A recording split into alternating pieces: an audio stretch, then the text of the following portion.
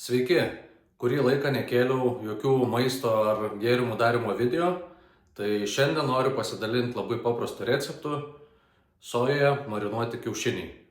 Mums reikės 10 minkštai virtų kiaušinių, verdu apie 6 minutės, sojų padažo viso buteliuko, truputį medaus, truputį ryžių acto, galima naudoti ir paprastą actą, čiliukų, galima dėti šviežius, galima dėti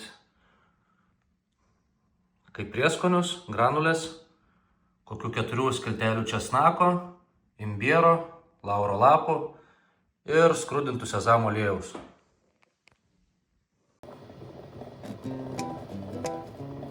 Pirmoji dalis ypatingai paprasta. Tiesiog išsiverdam 10 kiaušinių ir stengiamės kuo gražiau juos nusilupti. Tada pasiruošiam kažkokį indą, kur juos sudėti. Paskui galėtumėm užpilti marinatą. Antras etapas - kiaušinius dedam į šoną. Pasiruošiam puodą. Viską dabar dėsim į puodą. Realiai pjaustom arba išspaudžiam česnaką. Aš pjaustysiu. Čia nėra būtina labai smulkiai, nes vis tiek marinuosis kurį laiką, tai pasiims visus skonius. Viską dedam į puodą. Imbiero reikės maždaug tiek. Nusilupam ir susismulkinam.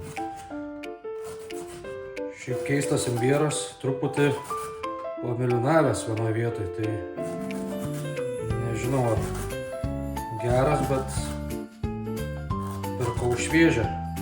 Parašykit kas nors komentaruose, ką ta mėlyna spalva reiškia, jeigu žinot. Kvapas irgi geras.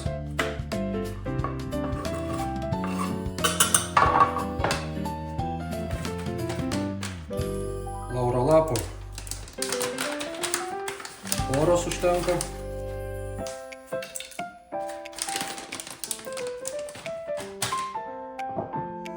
Toliau ryžių actas. Reikia kokių 2 valgomųjų šaukštų. Galit naudoti ir paprastą actą, jei neturit ryžių. Aš taip maždaug viską iš akies darau.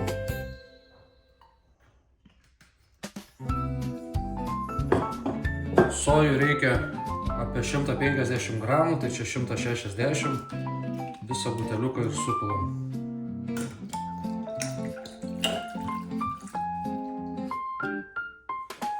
Toliau. Čili, kaip kas mėgstat. Realiai geriau gal šviežią čiliuką dėti, dabar parduotuvėje neradau. Tai mes mėgstam daugiau čili. Skrudintų sezamo aliejaus, porą šaukštų. Šiaip poros nereikia, iš tikrųjų vieno kokio šaukščio užtenka. Kai aš jį atradau pirmą kartą, tai buvo man kažkoks atradimas.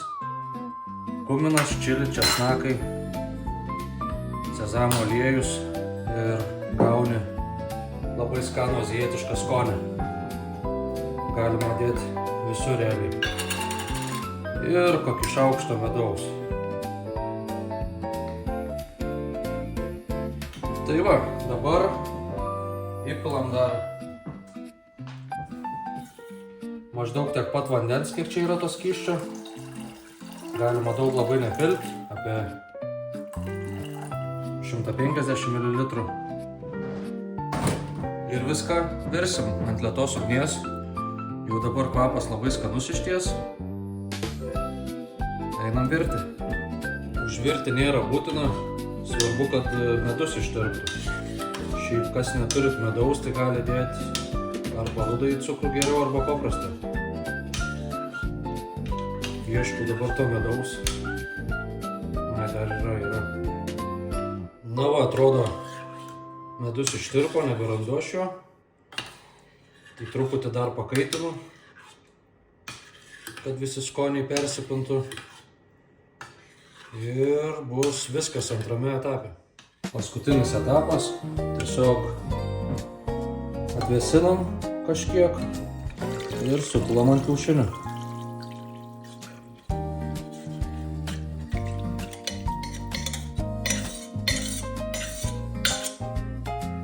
Jeigu truputį trūktų skysčio, tai tiesiog galima vandens dar užpilti.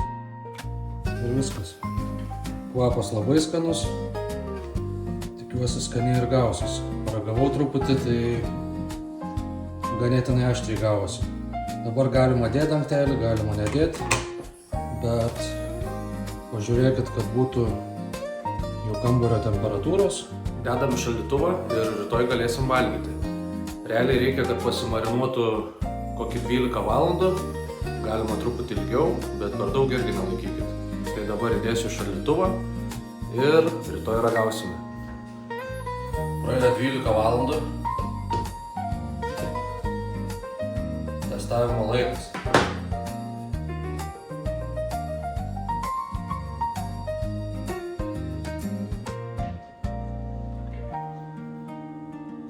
Nusimato Mišelino pusryčiai.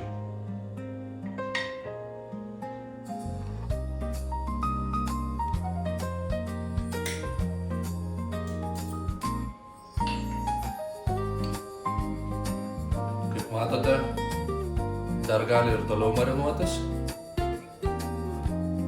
Visas nėra rudas.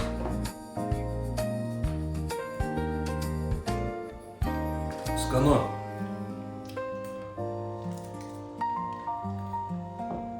Kas mėgsta azijietiškai, tai tikrai patiks.